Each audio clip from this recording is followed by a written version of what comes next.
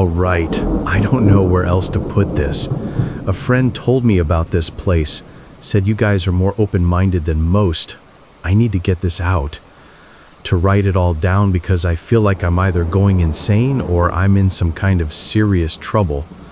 Maybe both. It started, or I should say, I first noticed it when I was about 16. We lived in the same apartment my whole life.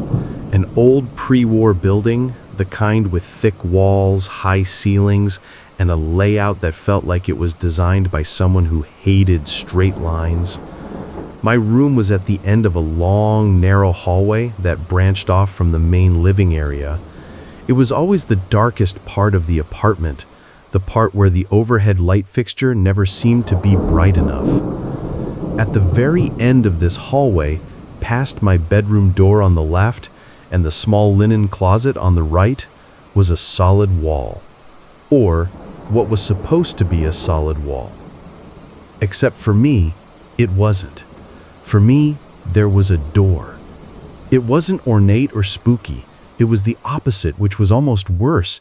It was a simple, flat-paneled wooden door, painted the same shade of landlord special off-white as everything else, but it was wrong. The frame was just a little too thin, the brass doorknob a little too tarnished compared to the others. It didn't belong. I knew, with the kind of deep, instinctive certainty you can't explain, that if I measured the building's exterior and then my family's apartment, there would be a chunk of space unaccounted for, a room-sized chunk. The first time I tried to open it, I was just curious. I'd walked down the hall to go to my room and just stopped in front of it. My hand reached out, my fingers wrapping around the cool, smooth metal of the knob. It was real. It felt solid under my palm. Before I could turn it, my mom's voice cut through the quiet from the kitchen.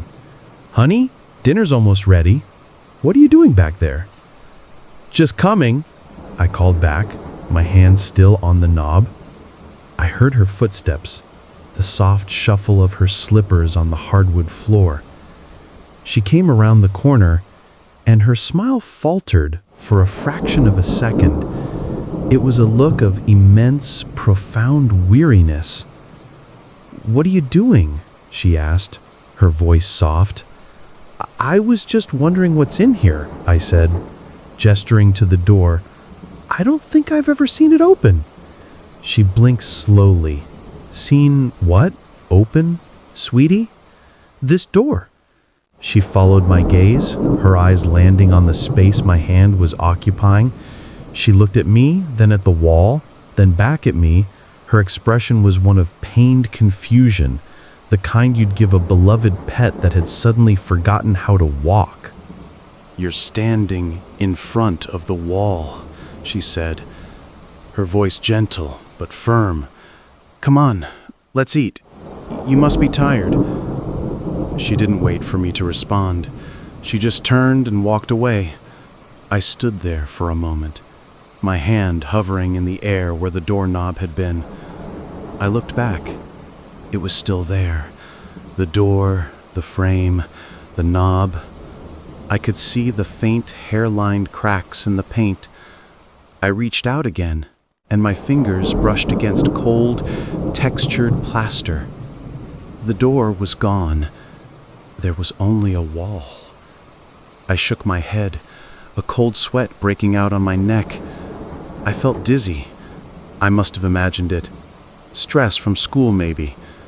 I went to the kitchen and ate dinner, and nobody mentioned it again. But it kept happening. I'd be walking down the hall, and there it would be. I'd catch a glimpse of it from the corner of my eye. Sometimes I'd stop and stare, trying to will it to stay, to prove I wasn't losing my mind. But the moment I tried to focus, to really commit to interacting with it, someone would intervene. My younger sister was the most direct. I was standing there one afternoon, just looking at it, my heart pounding in my chest. She came barreling down the hall, phone in hand. "What's your problem?" she asked, not even looking up. "What do you mean? You're always doing this, standing here like a creep, staring at the wall. It's weird." "It's not a wall," I said, my voice barely a whisper. "It's a door." She finally looked up from her screen, an expression of genuine annoyance on her face. "Okay, whatever. You're blocking the hall." She pushed past me, her shoulder bumping mine, and disappeared into her room. I looked back. The door was there, solid and silent. My dad was the worst, though. His reaction wasn't confusion like my mom's, or annoyance like my sister's. It was a deep, quiet anger. An anger that felt like it was covering up something else. One night I couldn't sleep. The apartment was silent. Everyone was in bed. I crept out of my room and down the hall. The moonlight from the living room window barely reached back here, casting long, distorted shadows. And in the gloom, the door seemed more real than ever. I could almost smell the dust and stale air that I imagined was behind it. I took a deep breath and reached for the knob. My fingers were an inch away when his voice came from the darkness behind me. "Don't." I spun around. My dad was standing at the other end of the hall, just a silhouette against the faint light. I couldn't see his face. I was just... "Go back to bed," he said. His voice was flat, devoid of any emotion, but it carried a weight that made my blood run cold. "There is nothing there for you." "But I see it," I pleaded, my voice cracking. "Dad, there's a door here." "There is a wall," he said, and he took a step forward. "You're tired. Your mind is playing tricks on you. Go to sleep, now." I didn't argue. There was something in his tone that told me this was not a discussion. I scurried back to my room and lay in bed, my body trembling. I had never seen him like that. It wasn't just a father telling his son to go to bed. It felt like a guard warning a prisoner away from the fence. That's when I started hearing the sounds. At first it was so faint I thought it was the pipes or the neighbors upstairs. A soft scratching like a mouse behind the plaster, but it was always coming from the same spot, from behind the door. Then the scratching became more frantic, more intentional, like fingernails dragging down a wooden surface. I'd lie awake at night, my ear pressed to my own bedroom wall, trying to make sense of it. I told myself it was rats, big ones, but I knew it wasn't. One evening, while I was doing homework, I heard it. A voice. It was muffled, indistinct, but it was unmistakably human. A cry, a short, desperate sob that was cut off abruptly.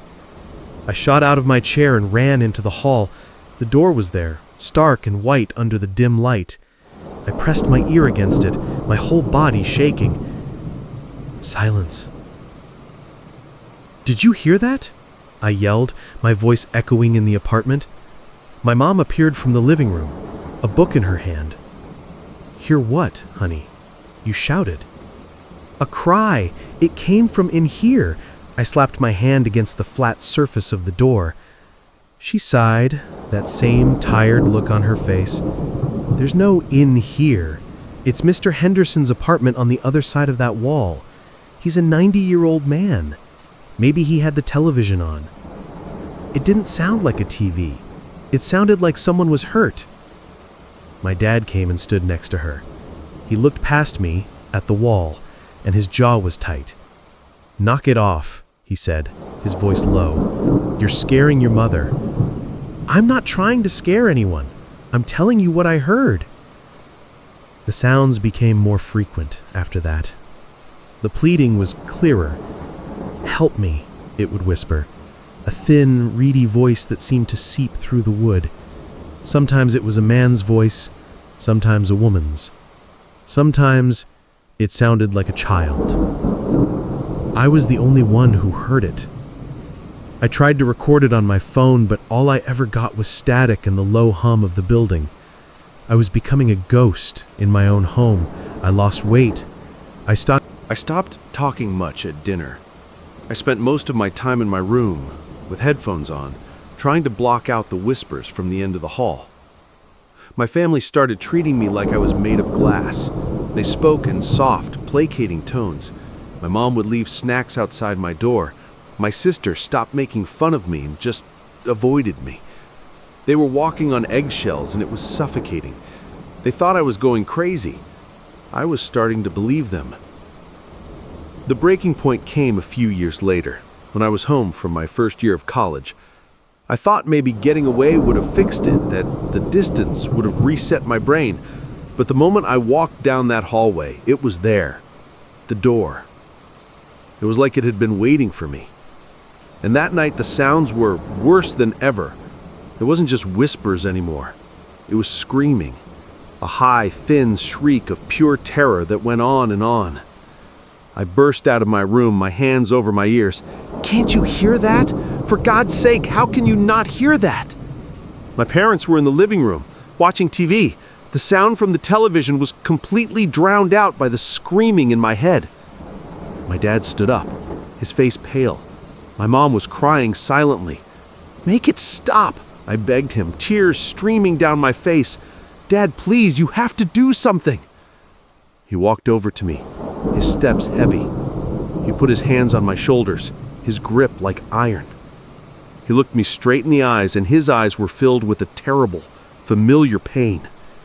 He said, "Listen to me. You have to be strong. You have to ignore it. Just block it out." "I can't. It's so loud." And then he said the words that changed everything. He leaned in closer, his voice dropping to a harsh whisper, his eyes wild with a desperation I'd never seen before. "I know. It's louder for you than it was for your grandfather." The screaming in my head stopped. The world went silent. "What?" I breathed. He realized what he had said. The strength went out of his arms and he stumbled back, his face ashen. I didn't mean..." "What did you mean?" I demanded, following him as he backed away. "What was it like for Grandpa?" My mom was openly sobbing now. "Don't!" she begged my dad. "Please don't!" "Grandpa died of a heart attack," I said, the words tasting like ash in my mouth. "That's what you always told me." My dad wouldn't look at me. He just stared at the floor, his shoulders slumped in defeat. That's the simple version. It was a floodgate opening. I hounded him for days. I refused to let it go. That one sentence had validated my entire experience. I wasn't crazy. This was real. This was something that had happened before. Finally, he broke. He led me to the small, dusty storage closet at the back of the apartment, a place filled with old tax records and broken appliances. From the very back, under a pile of moth-eaten blankets, he pulled out a small wooden footlocker. "Your grandmother gave this to me after he died," he said, his voice hollow. "She told me to burn it. I never could." Inside was a collection of my grandfather's things. Old photos, a service medal, some letters, and at the bottom, a thin leather-bound journal. It belonged to my older brother, my great-uncle, a man no one ever spoke about. I took the journal to my room and opened it. The first few pages were dated just after the Second World War. He wrote about coming home, about trying to find a job, about living with his parents and his younger brother, my grandfather, in this very apartment. His early entries were normal. He talked about the city, about a girl he liked, about his frustration with his family. Then, the tone started to shift. He mentioned the hallway. October 12th. There is a strange draft at the end of the hall, past my brother's room. Mother says it's just the old building settling, but it feels specific. It's coming from a door I don't remember being there before. It's plain, white. It doesn't seem to lead anywhere according to the building plans Father keeps in his study. My blood turned ice. I kept reading. October 29th. I tried to open the door today. My brother stopped me. He laughed and asked why I was trying to walk through a wall. When I looked again, he was right. There was only plaster, but I know what I saw. I'm not imagining it. He's young. He doesn't pay attention, but I saw it. November 15th. The sounds have started. A scratching.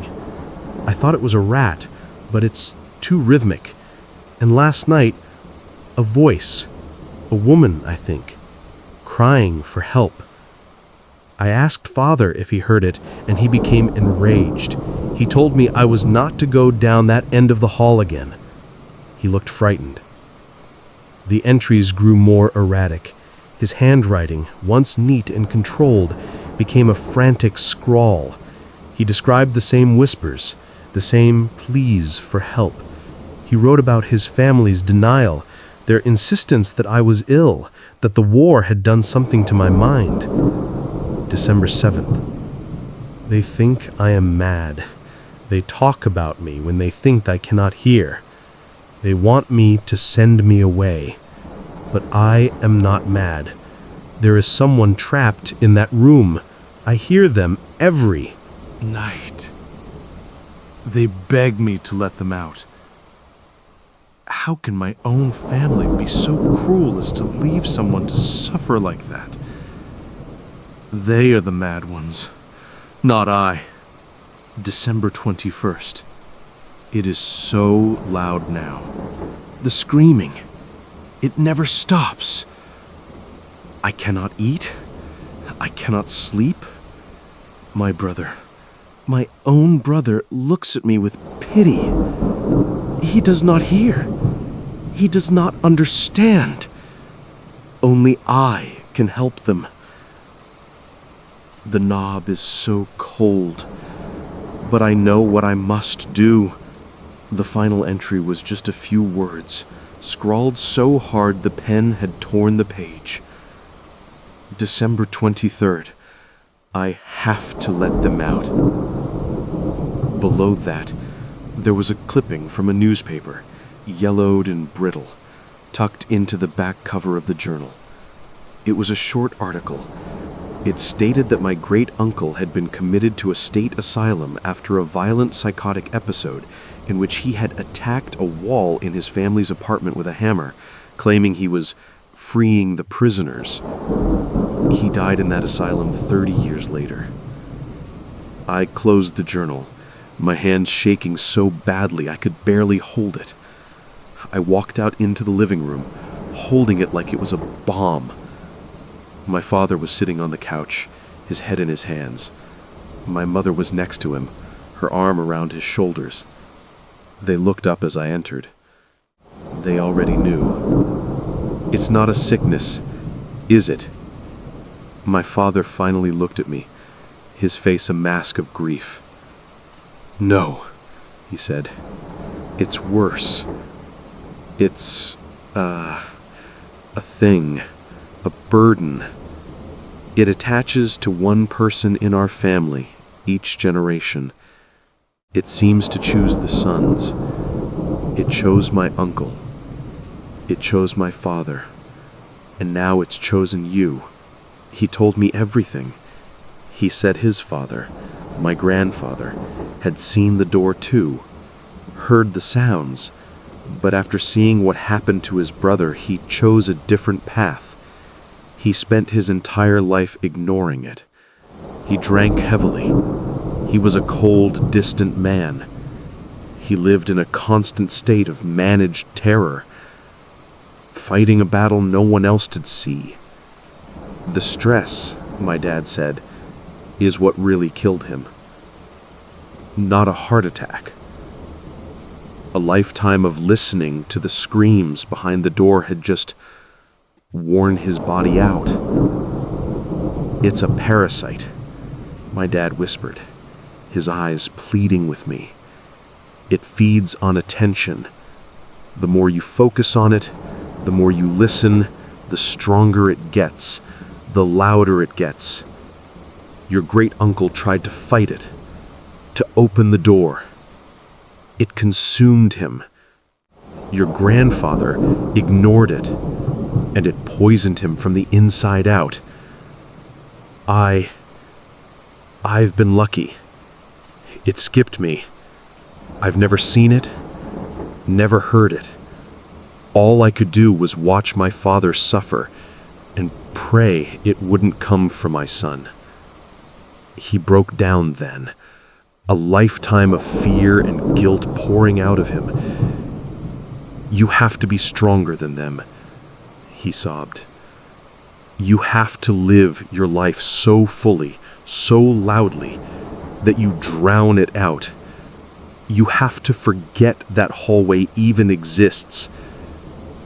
Please, you have to be the one to starve it, to let it die. Just live your life and don't look back." I listened to all of it. I heard his words, I saw his tears, and a part of me, the logical, educated part, rejected it all. A curse? A generational parasite? It sounded like something from a fantasy novel. The more plausible explanation was so much simpler, and in its own way sadder. My great-uncle had a severe mental illness. The trauma of it created a shared delusion, a piece of family folklore passed down through fear and suggestion. My grandfather likely had his own struggles, and my dad's anxiety manifested as this protective, frantic denial. And me? I was just the next in a line of men with a genetic predisposition to schizophrenia. That's what I chose to believe. It was the only sane option. I told them I needed to get away, not from them, but from the apartment, from the environment. I needed a fresh start, a place with no history, no dark hallways. My dad argued, begged me to stay where he could help, but I knew I couldn't. Staying felt like accepting the curse was real. Leaving felt like choosing sanity. I got a good job in a city 1,000 miles away. The move was a blur of boxes and goodbyes. The last time I saw my dad, he hugged me so tightly I could barely breathe. "Be strong," he whispered in my ear. "Don't listen." My new apartment is nothing like my old one. It's a modern high-rise. Clean lines, lots of natural light, brand new everything. For the first 2 months, it was perfect. It was quiet. Blissfully, wonderfully quiet. I slept through the night for the first time in years. I was starting to feel normal. I was convinced I had made the right choice. I had escaped the family madness. Last night, I finished unpacking the last of my boxes. I'd set up my office in the second bedroom. It was late, and I was walking from the office to the kitchen to get a glass of water. The main living area is open plan, but there's a short hallway that leads to the master bedroom and bathroom. It's a small, functional space, a blank canvas. And at the end of it, where there is supposed to be a solid, featureless wall, there is a door. I stopped dead, the empty glass slipping from my hand and shattering on the floor. It's the same door. The exact same one, plain, flat-paneled, painted a slightly too bright shade of white that doesn't quite match the rest of the trim, the same tarnished brass knob. It wasn't the apartment. It was never the apartment. It's me. I brought it with me. I stood there for what felt like hours, my bare feet just inches from the broken glass, my eyes fixed on the impossible door. My dad's words echoed in my head. It attaches to one person. My phone buzzed in my pocket. It was my dad. A text message.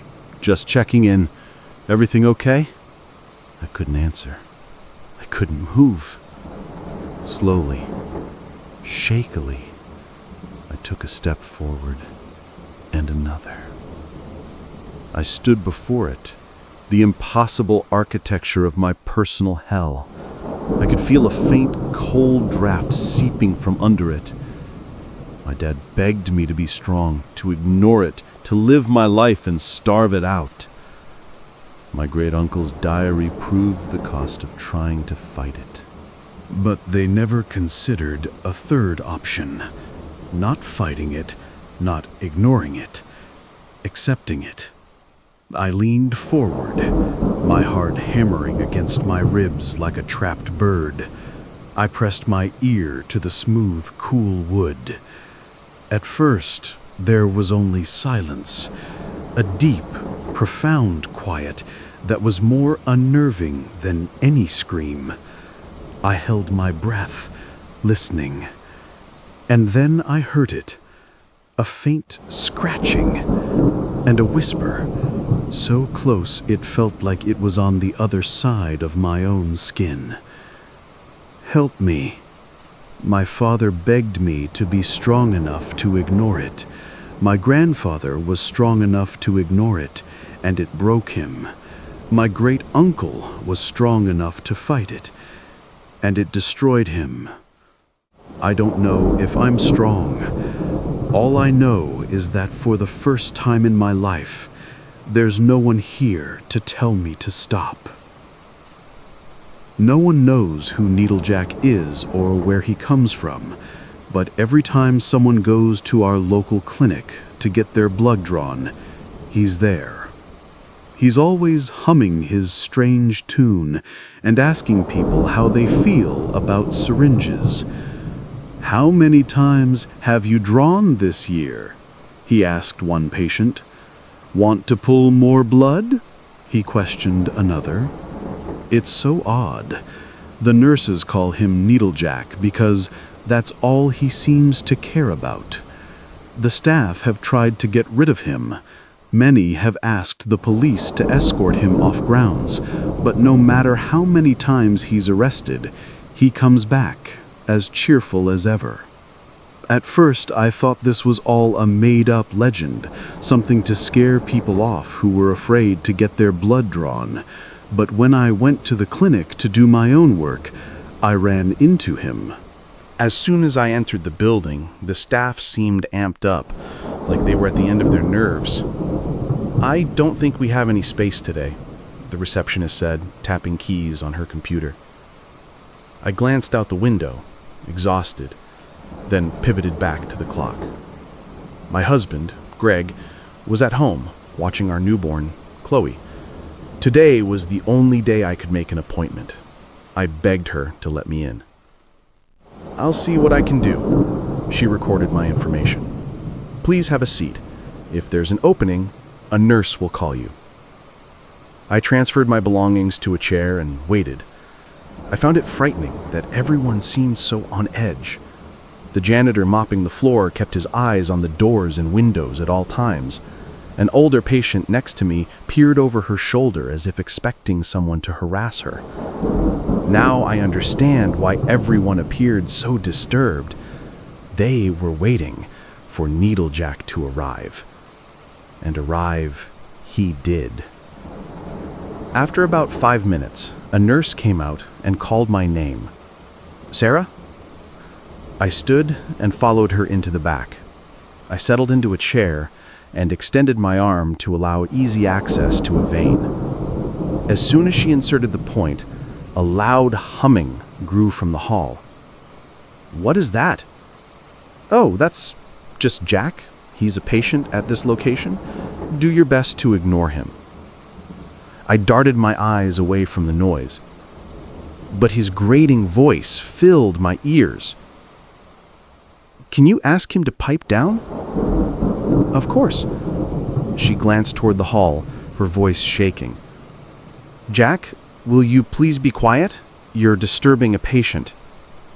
"Yes. Oh, yes, I'm sorry." For the next 30 seconds, the only sound came from the nurse as she switched out the vials on my syringe. One click, then another. "All done." She taped gauze onto my arm. "Feel free to sit for a few moments. You might feel dizzy." I glanced at my phone. It was almost 1 o'clock, well past time to get back home and feed Chloe. I stood slowly and progressed toward the hall. When I stepped inside, there he was, a long-legged, skinny man who wore black jeans and a striped shirt. His arms appeared too short for his body, and his hair was trimmed into a bowl cut. "I see you got your blood work done," he said, grinning. "My name is Jack. I just love getting my blood drawn." He waddled up to me and got inches from my face. "Dude," my mind screamed as I scooted past him. "Back off!" "Would you like to see my blood drawn?" "No." "Too bad." He pulled out an unused syringe and jammed it into his vein. "Ah, feels so good." I was so mortified that I sprinted to the counter and told the receptionist what had happened. "Yes, I know," she admitted. "That's Jack. He's a regular here." "Why does everyone keep saying that?" "Because he's here almost every day." "Do something about it. Throw him out." "I'm sorry," I heard his wispy voice behind me. Needle Jack was holding the blood-filled syringe he had just pulled from his vein. Oh God, I nearly gagged as he licked the vial. "Beautiful," he said. "So beautiful." On the drive home, I was stunned. Who was he? Why was he there? Why couldn't anyone get rid of him? Once I got home and fed Chloe, I did some digging online. Turns out Needle Jack was a bit of a local legend. Apparently, he'd been terrified of needles as a child. Whenever his mom had brought him to a clinic, he'd scream, "No, Mommy, please, don't let them poke me." But then one day, a mysterious woman came in and whispered something into his ear. He calmed down instantly and allowed the nurses to draw his blood. From that day on, the boy became obsessed with needles, even going so far as to demonstrate how to insert them into his veins for all to see. Even some of the clinic's online reviews mentioned him. "Service is fine, but that needle guy is weird. Every time I go in, he's there talking to people, and it creeps me out. Why won't the staff get rid of him?" 2 months later, I found out why. I was on my way home and headed downtown for an errand. Along the route, my front driver's side tire blew out. Shit! I pulled into the nearest repair shop. Coincidentally, it just so happened to be a block away from the clinic.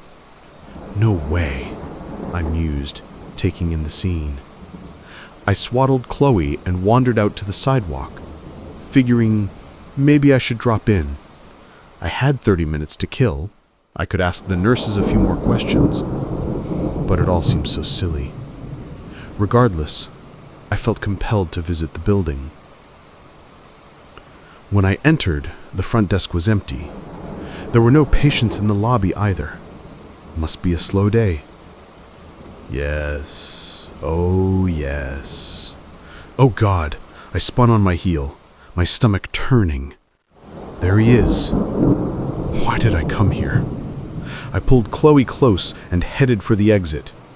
But before I could reach the door, Needle Jack stepped in, blocking my path.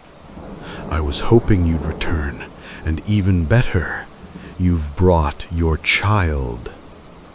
What do you want from me? Your blood. Your child's blood. It's essential to my survival. My eyes darted to the other door at the end of the lobby. After each test, I take a sample, a little taste here and there. Blood keeps me strong, but a child's is best." He pulled a syringe from his pocket. "If I could just draw a little, I promise it won't hurt." "Get away from me!" I cradled Chloe's head and dashed to the far end of the room, sprinting outside. I'd nearly reached the crosswalk when I glanced back and saw Jack gaining on us. "Please, Sarah, give me her blood!" I stopped at the end of the sidewalk. The auto shop was just across the street, but traffic was blazing. Damn! I glanced both ways and dashed into the road, barely missing a semi. A loud honk split my ears as I reached the shop's parking lot, not even blinking. When I made it to the main doors, an agonizing scream caught my ears. I turned and gasped at the sight of Needlejack, sprawled in the road, his torso twisted like a rotini noodle. A car had struck him head on. Vehicles screeched to a halt on all sides of him. "Don't worry, Sarah," he gasped and fell back into a mix of his own entrails. "I'll be back. I always come back." The strangest thing happened after Needlejack died. Almost instantly, the nurses and patients at the clinic seemed to come to their senses. It was like a long-held curse had been lifted off them. "What was it like working there?" a news anchor asked one of the staff members. "A prison," they responded. "Jack made us give him every patient's blood. He'd torture us if we refused." Greg became disgusted with all the media attention. He begged us to move so we could enjoy a fresh start. But how could we do that? Chloe is older now and thriving in preschool. Our friendships with other parents have grown, and our careers have blossomed. The only thing that bothers me are Jack's last words.